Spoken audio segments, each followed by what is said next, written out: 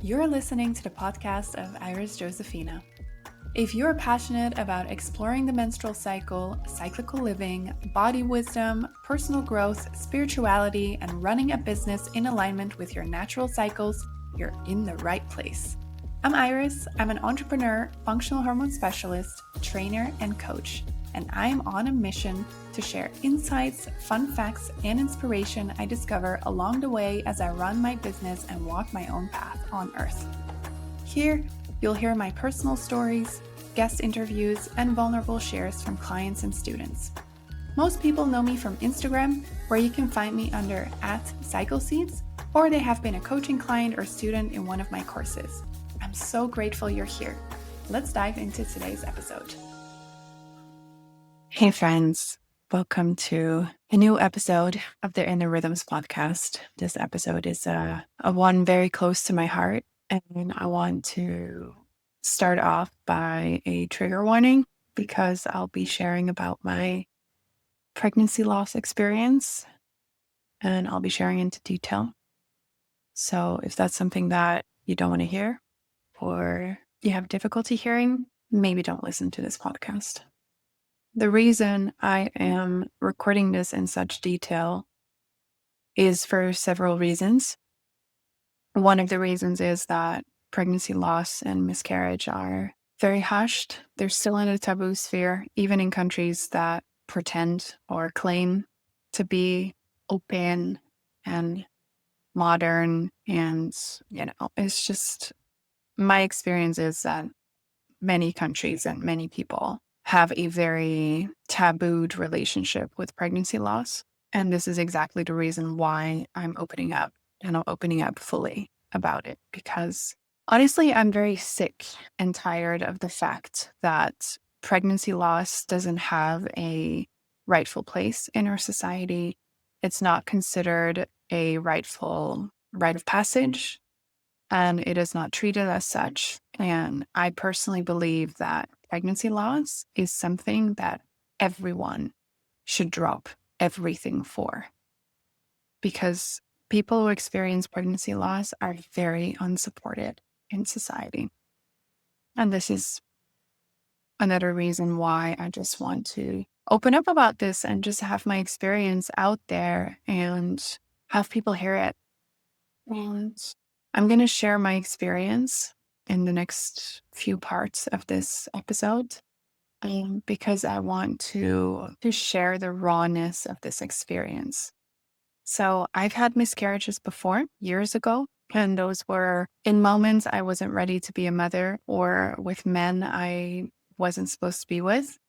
So in these moments, getting my period or starting to bleed was a relief. This time was very different in the sense that I felt really ready to become a mother. And the person that I'm with is an incredible man. And I just feel that he'd be an incredible dad. And I'm in my mid-30s. I'm ready. And so this readiness also made that experiencing the loss came as like a triple shock. But then the way in which it happened was very auspicious. So I already could feel that I was pregnant long before I knew. And I was supposed to go on my pilgrimage to Malta that I was organizing. And so I left on my pilgrimage. I shared with my friend Elizabeth, who was the co-host for the pilgrimage, that I thought I was pregnant, and she already saw it in me. And, I was so incredibly hungry. And I ate like a horse. Like I could have so much food. Oh my goodness. So I just knew. I knew I was pregnant. And I remember very clearly that I had a conversation with my partner where we were video chatting while I was in Malta. And he actually said to me, like, wow, your face looks different. I was like, what do you mean? He was like, you look pregnant. Like your face looks different. And it was such a beautiful moment, because having the love of your life affirming what you already know and him just sensing and feeling it, it was just so special and so precious to share this. And that same day, I went to a beautiful temple in Malta. And this temple is known as the nerve center to the ancients. And I was doing a meditation there together with my friend, and the baby came to me. Like, it came to me in a vision, came to me in the meditation. And it was so precious to feel the presence of this little creature, this little soul. And that was the moment where I was like, okay, this is real. This is really real. I feel so different and I feel so attuned. So with this pregnancy, it just felt like my auricular abilities were strengthened so much. And it felt so right. Everything felt so right. And it felt so powerful and so attuned and so connected to my intuition. And then a few days later, my pilgrimage started. And we were meant to go back to this exact temple on the second day or the first full day of the pilgrimage. And so we went to the temple and we had beautiful experiences there. All the women who were on the pilgrimage had incredible experiences there. And then at a certain point, I felt like, okay, I need to go. Like my mind went into planning because one of the girls was going to have a birthday the next day. And I wanted to go to the museum shop at the temple to get her a present. So I was in total like arranging mode, but I felt something was different. And so I went to the museum shop, I got the gift, and then I went to the bathroom. And when I went to the bathroom, I was in complete shock because I had started bleeding just a little bit, but it felt wrong. It didn't feel right. And so I panicked, but I was like, I need to compose myself because I'm holding space for this entire group. Like, this is not about me now. So that was my first experience. And on top of that, obviously, I didn't have any period products with me because I thought I'm pregnant.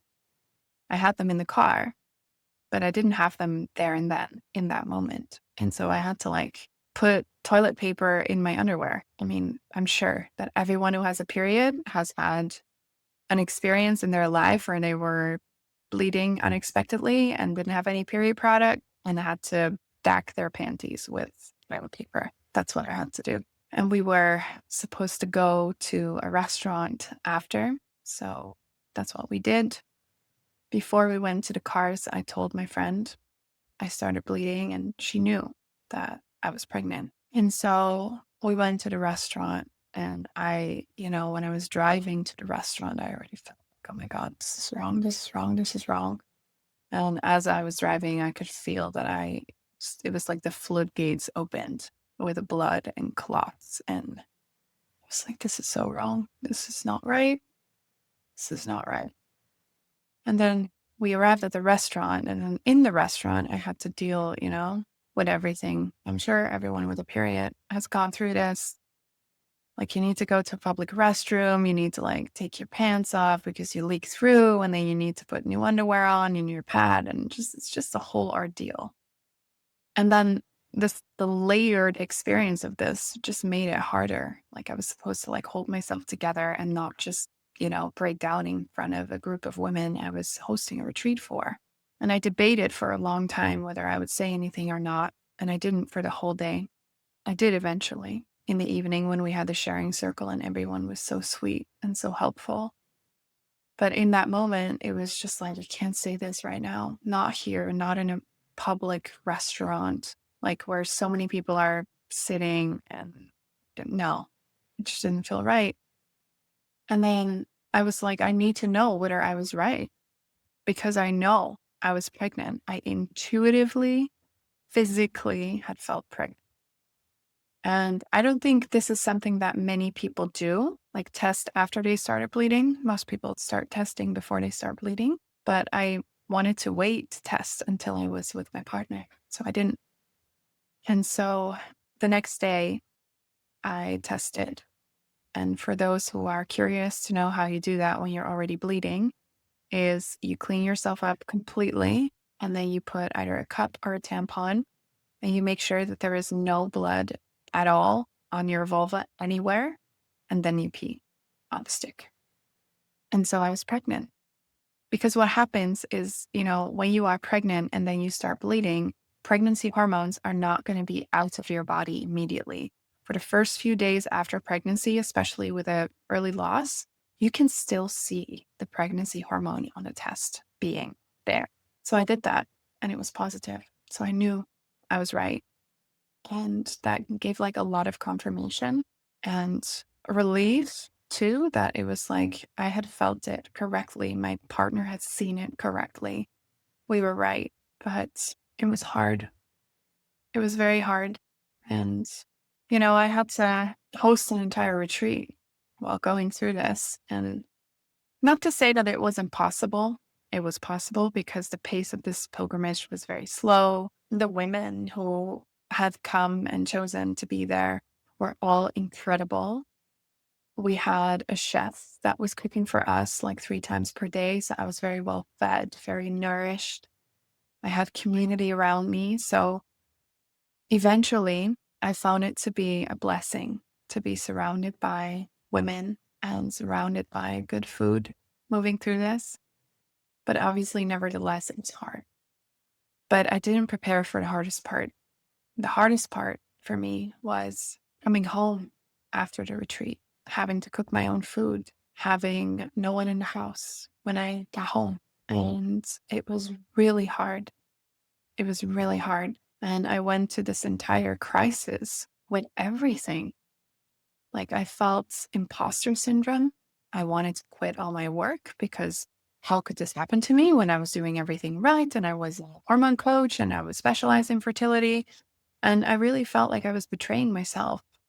And everything that I was putting out into the world felt like a fraud. And I really had to like unravel all of that and come to the conclusion that this only enriches my experience and this only adds to my ability to do my work. And then it came also with a lot of loneliness because it's such a powerful experience that, like I said, it feels like it should be held by a whole community. And that's what I felt when it happened. And that's why I felt pretty okay. And it really feels like something everyone should drop everything for. But this is far from what actually happens for a lot of people. And I got to experience that part, the zero support part, when I got back home and was alone. And that was really fucking hard. I know, a lot of people go through this in this way, and it's heartbreaking because this is not something we should be experiencing on our own at all. And another thing that I felt was a complete identity crisis. I feel forever changed by this experience because, like I said, it was the first time I truly welcomed the baby and I was okay with becoming a mother, like fully okay, fully ready for the whole process. And now I feel like I'm not the person that I was, but I'm also not yet the person I was becoming when I was pregnant. I feel like I'm in a liminal identity space, a space of becoming and unbecoming all at once. And it's hard because I don't really know who I am anymore. And I need to rediscover myself in many ways, it feels. And then there was also the rediscovering of my body. Things changed. I feel different in my body. My body also looks different. The fullness of my breasts has stayed. It's still there. Like my breasts are bigger. And it feels odd because the purpose of them being bigger is not there anymore. And I feel I really need to learn how to be in this body again. And then there is grief, there's love, there is possibility, and all of these feelings coexist. And I feel this immense grief for the loss. And then at the same time, there is an immense love that I feel for this soul that was with me for just a brief while, but that love has nowhere to go right now. And then at the same time, I feel this immense power for what my body is capable of and capable of doing and capable of holding. And then I also feel an earth shaking fear for it happening again in the future. Like, even though I rationally understand that some souls just stay briefly, the trauma of the loss and the shock, it lingers. And I innately do not wish for it to happen again. And when the womb is really ready to carry life full term, loss just comes as a shock.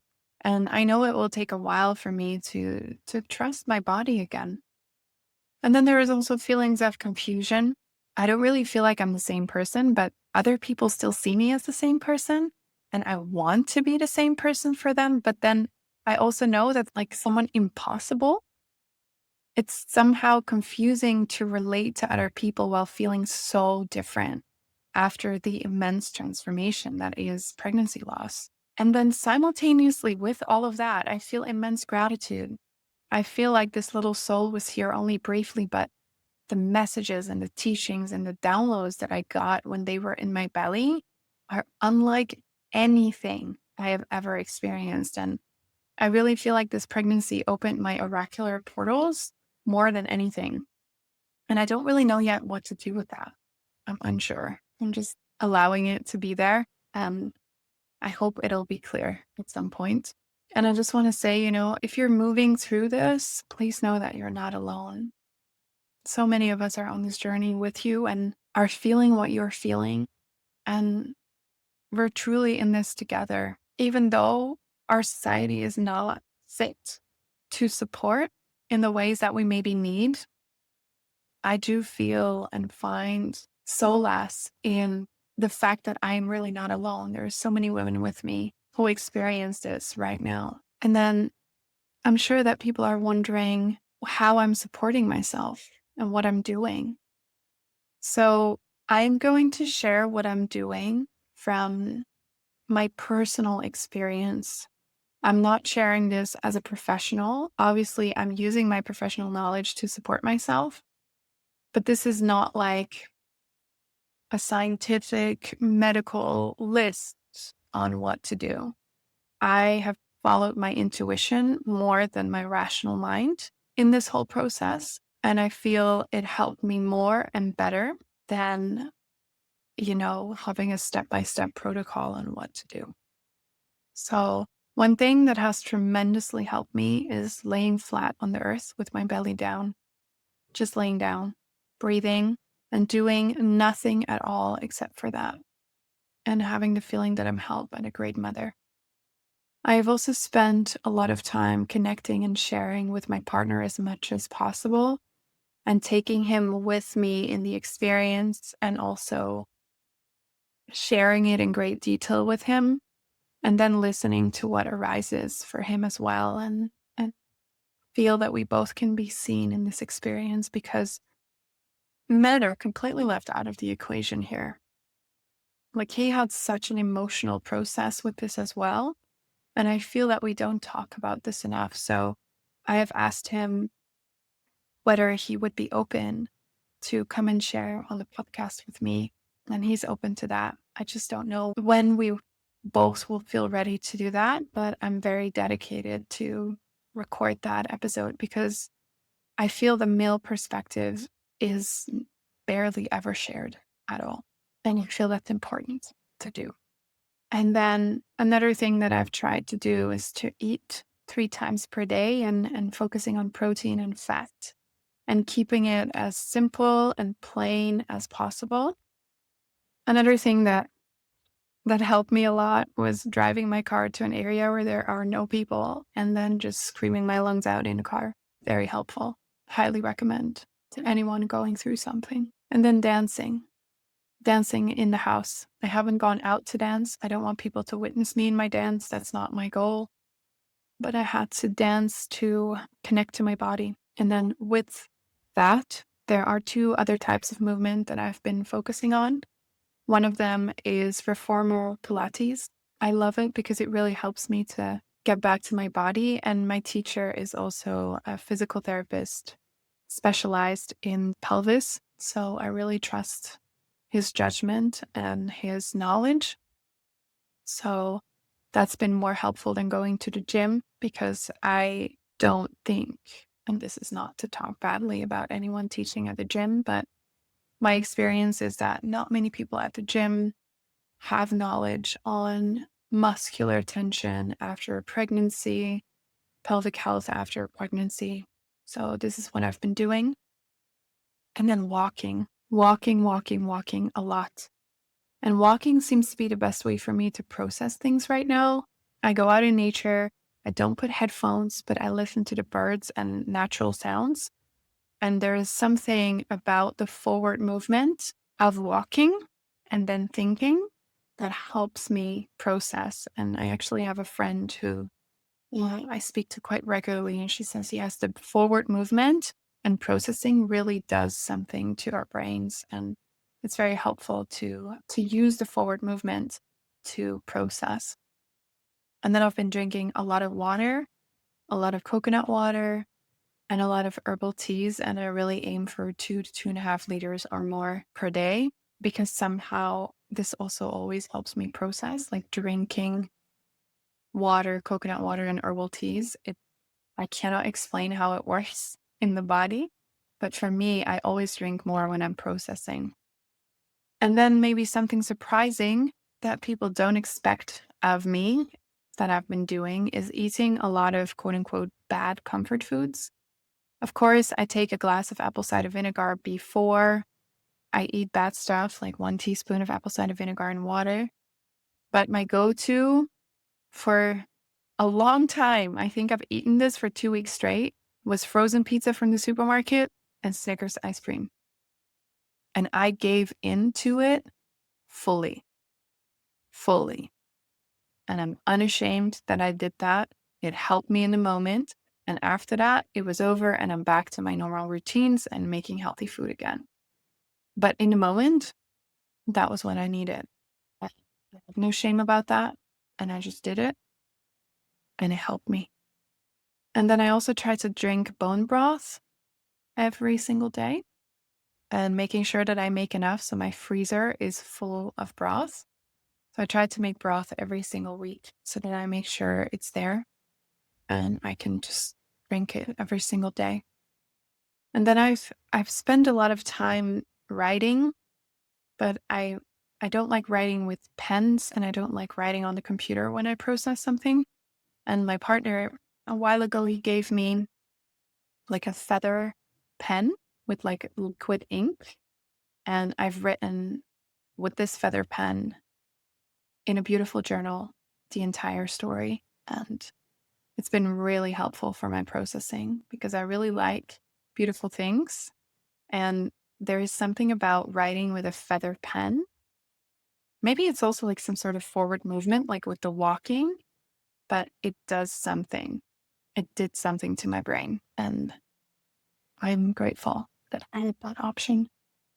And crying my eyes out and letting tears come in any moment they want to come, regardless of where I am in that moment, whether it's a supermarket or on the street or in my house or with another person. I didn't care. I just let my tears come as they wanted to come. And sometimes they still come. And that's what I still do. And it helps.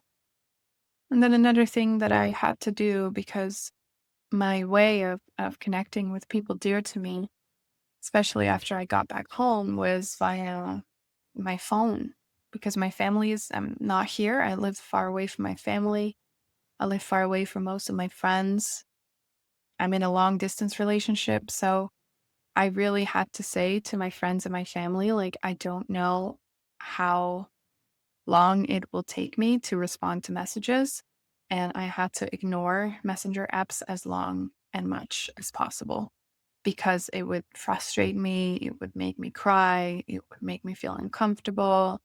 It would make me feel that I was behind with stuff. And I was just like, you know what? I just can't do this. I just don't want to be on messenger apps right now. And that was really helpful. And I also spend a lot of time reading. So I have a Kindle, which I absolutely love. And I spend a lot of long moments to read my favorite fiction books. And I noticed that being in someone else's story really helps me unwind and help my system to calm down. I've also watched some shows on Netflix. I am very hooked to a series called Love is Blind, and I've watched every single version of every single country that is out there.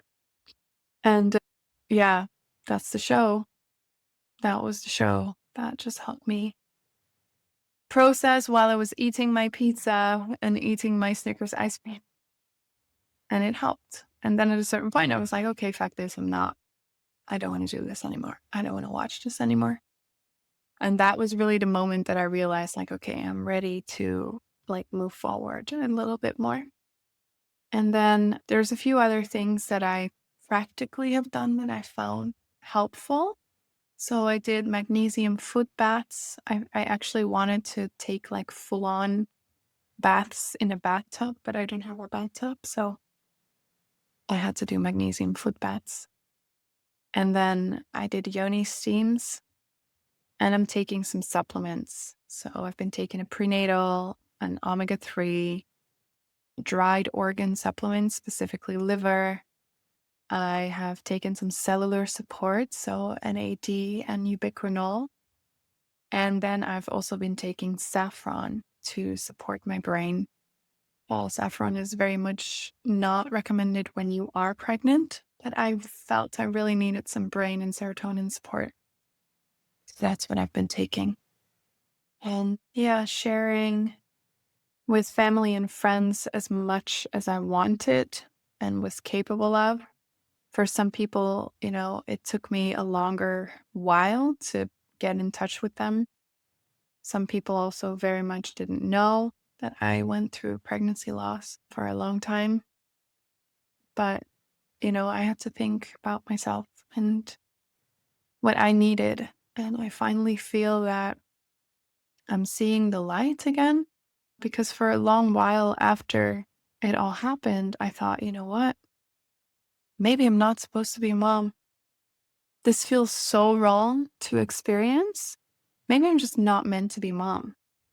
And I literally also told my partner after it all happened, like, I can't do this anymore. I don't want to do this anymore, which I think is a very normal response, but it's also scary, obviously, especially for a partner to hear that, especially when they really also want to have children. But that mindset kind of like faded.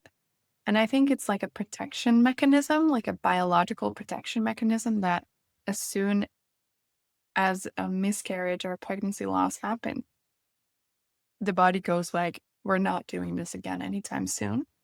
Just to give you, a moment to recalibrate and to strengthen the body again. Like, generally speaking, they say, like, I don't try for another pregnancy for 3 months or so after going through miscarriage or pregnancy loss. And, honestly, I feel maybe I need to take 4 or 5 or even 6 months. I don't know. I don't know yet.